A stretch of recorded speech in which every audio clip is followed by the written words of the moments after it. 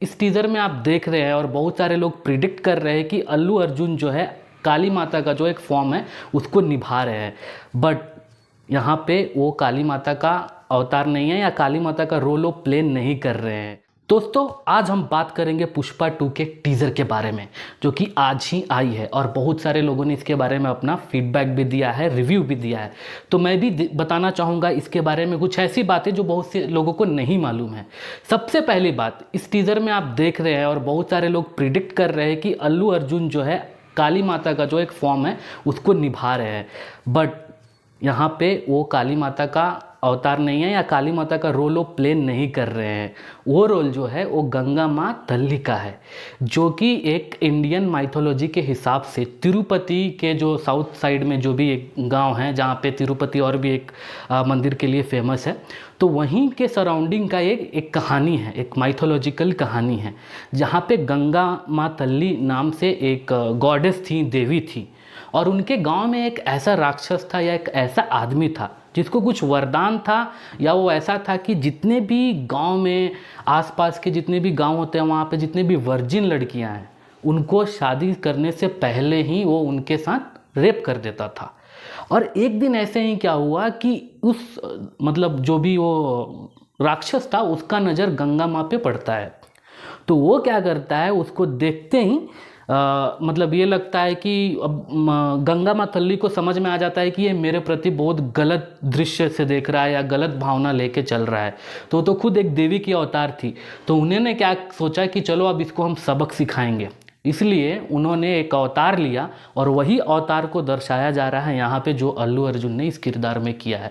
तो यहाँ पे वो स्वॉर्ड लेके आती है, यानी कि तलवार लेके उसको मारने के लिए आती है, लेकिन मारने से पहले, गला काटने से पहले उसको नारी शक्ति के बारे में क्या है वो दिखाना चाहती है। तब जाके वहाँ पे एक फाइट होता है और ये जो टीज़र में जो दिखाया गया है मुझे लग रहा है ये वही है, बट एग्जैक्टली हम नहीं बता सकते हैं। ये तो मेरा जस्ट ओपिनियन है, आप लोग भी अपना ओपिनियन बता सकते हैं, आप लोग को अगर इस चीज़ के बारे में मालूम हो तो। ओवरऑल अगर बात करें तो टीजर से धमाका होने वाला है लग रहा है, क्योंकि जस्ट ये टीजर है, ट्रेलर भी नहीं है। तो आप समझ सकते हैं कि मूवी में आपको कितना मजा आएगा। और बात किया जाए तो फिल्म मेकिंग की, बहुत बढ़िया था, औसम था। मुझे लग रहा है कि इस फिल्म का आने के बाद में आप किसी भी मूवी से शायद कंपेयर करना मुश्किल हो जाएगा। सब मूवी अपने अपने जगह एक स्टेज बना के रखी है, उसी तरह शायद पुष्पा 2 भी अपना एक स्टेज बना के रखेगी। आगे बढ़ने से पहले एक छोटी सी रिक्वेस्ट है, बहुत सारे व्यूवर्स जो हैं, नए नए व्यूवर्स हमारे वीडियोस को देख रहे हैं, बशर्ते कोई लाइक और सब्सक्राइब नहीं कर रहा है। तो छोटी सी रिक्वेस्ट है यार, प्लीज़ सपोर्ट करो, एक लाइक, एक सब्सक्राइब और एक कमेंट कर दिया करो। और आपको कुछ सजेशन भी देना है तो वो भी दे सकते हो। तो चलिए आगे बढ़ते हैं। मैं बताना चाहूँगा, हमारे इंडियन माइथोलॉजी में अगर आप देखेंगे तो बहुत बार ऐसे दिखाया गया है कि जो भी देवता है वो एक नारी का अवतार कब लेते हैं, नारी के जब कपड़े पहनते हैं, जब उस रूप में आते हैं तो बहुत ही विनाशकारक होता है वो, यानी कि बहुत ही डेंजरस होता है। और वो क्यों आते हैं? नारी शक्ति को दिखाने के लिए आते हैं और नारी को प्रोटेक्ट करने के लिए आते हैं। तो इस टीज़र में जो है आपको यही लिटरली दिखाया जा रहा है, जो कि हमारे माइथोलॉजी से रिलेटेड है। तो आप समझ सकते हैं कि जब एक देवता जो है देवी के कपड़े पहन के और आता है तो ये बहुत ही खतरनाक अवतार होता है, यानी कि डेंजरस अवतार बोल सकते हैं। तो मूवी में भी आपको इसी तरीके का कुछ बहुत ही खतरनाक फाइट और इसी तरीके का कुछ सीन देखने के लिए मिल सकता है, जो मुझे लगता है। साथ ही साथ अगर इस मूवी में अगर देखेंगे तो आपने कांतारा मूवी में देखा होगा कि किस तरीके से जो है अंत में, यानी कि क्लाइमेक्स में एक फाइट होता है जहाँ पे आपको गूज़बम्स आ जाता है।